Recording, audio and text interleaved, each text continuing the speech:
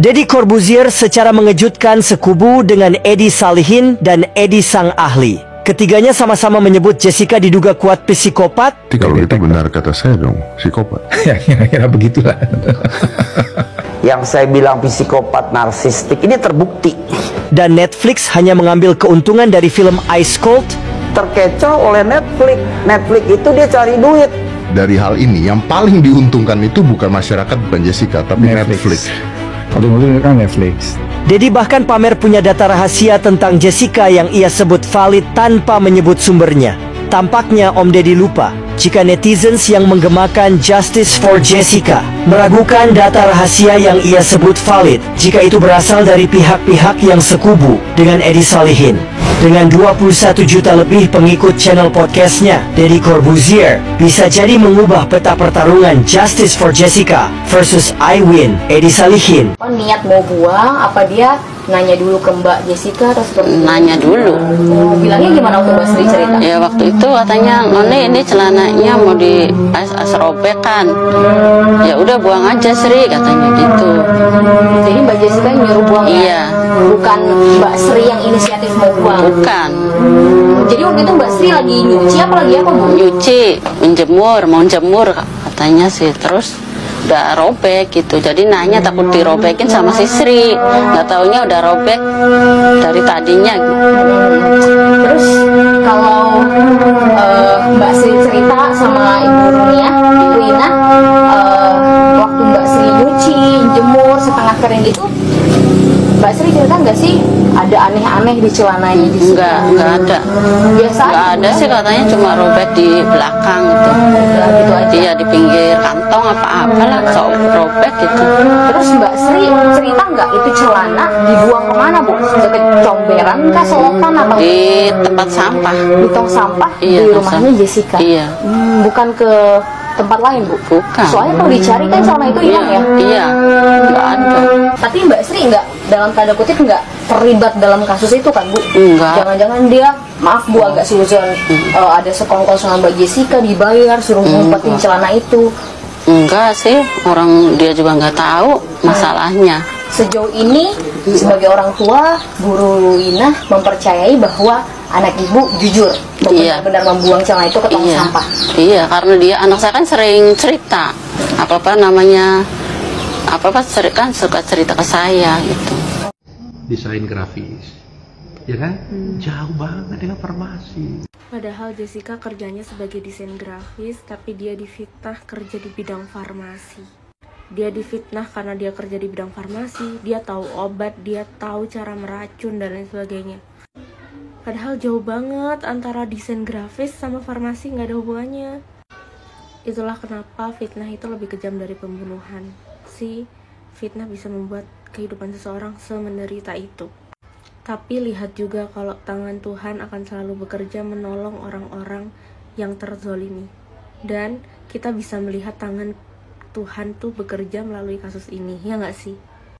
Bukan Jessica yang membuktikan dirinya sendiri, bukan Jessica yang cari pembelaan, tapi Tuhan hadirkan banyak tangan-tangan yang tergerak, bahkan tanpa komando. Kita tergerak sendiri untuk mendukung Jessica. Dan kita tetap kuat loh, walaupun kita dikatain sarjana Netflix lah, kita dikatain ahli dadakan, tapi kita tetap stand for Jessica. Dan sekaligus kasus ini juga jadi pelajaran buat kita semua untuk tidak melakukan kejahatan yang namanya fitnah, dan untuk juga berhati-hati ketika kita pernah melakukan fitnah ke seseorang.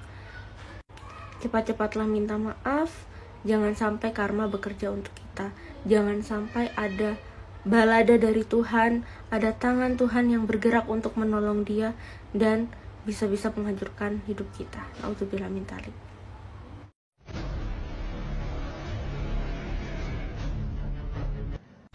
Kasus ini udah lama close di tahun 2016, tapi tiba-tiba saat ini itu naik lagi ke permukaan karena ada film dokumenternya di Netflix. Lalu sekarang itu semua orang ngomongin kasus ini semuanya. Dan netizen pun juga semua pada heboh ngomongin kasus ini lagi. Semua podcast heboh juga ngomongin kasus ini. Ngundang si A, ngundang si B, ngundang si C. Gue cuma mau bilang sama netizen, yuk kita lihat lagi. Akhir-akhir ini itu ada kasus besar apa sih? Sampai-sampai dengan adanya kasus Jessica Wongso ini yang up ke permukaan lagi, kasus ini tuh tiba-tiba hilang, gak diperbincangkan lagi. Coba kalian semua lihat lagi, ada kasus besar apa yang ada akhir-akhir ini? Kenapa kok seolah-olah sianida yang terus ditekan? Harus ada sianida. Dan ini aneh sekali. Kalian baca, di situ ada kesimpulannya adalah pemeriksaan luar. Berarti bukan ada otopsi ya, hanya pemeriksaan luar di mana tidak ada perlukaan. Nah, yang kedua adalah bibir bagian dalam kebiruan. Ini sangat aneh ya. Kenapa? Kita ketahui bahwa keracunan sianida maka berwarna merah, bukan kebiru-biruan ya. Kemudian yang ketiga, teman-teman lihat ini ya. Di situ tertulis bahwa mukosa lambung yang erosif dan ulceratif. Gambaran ini diakibatkan oleh bahan yang berbahaya dan korosif. Oke ya, kita garis bawahi berbahaya dan korosif. Nah, kita juga lihat apa kata Pak Jaksa terhormat yang kemarin. Saking banyaknya racun yang dia minum. Oke, tit ya. Jadi jelas bahwa racunnya banyak ya. Racunnya banyak kemudian mengerosif lambung. Pertanyaannya saya simple. Jika memang lukanya lambung itu karena sianida yang korosif, mengapa dari mulut sampai ke lambungnya dan tenggorokan itu tidak ada lukanya?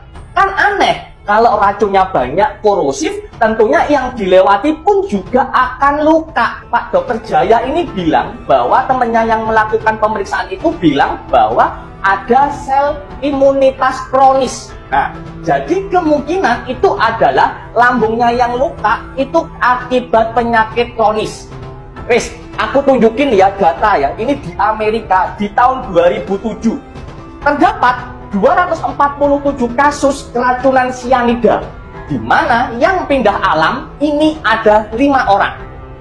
Lalu di tahun yang sama, tahun 2007, jumlah pasien yang pindah alam karena gastritis atau mah ada 275. Nah, jadi kenapa nih ya yang jelas-jelas banyak kasusnya berupa gastritis kronis itu kok nggak dicawe-cawe ya? Kenapa kok seolah-olah sianida yang terus ditekan? Harus ada sianida. Dan ini aneh sekali. Oke, aku bukan jaksa, aku bukan hakim. Aku nggak bisa menentukan yang mana yang benar, yang mana yang salah. Cuman dari data-data ini, itu bagi saya sudah sangat janggal. Dan saya juga setuju dengan senior saya ya, Dokter Jaya. No otopsi, no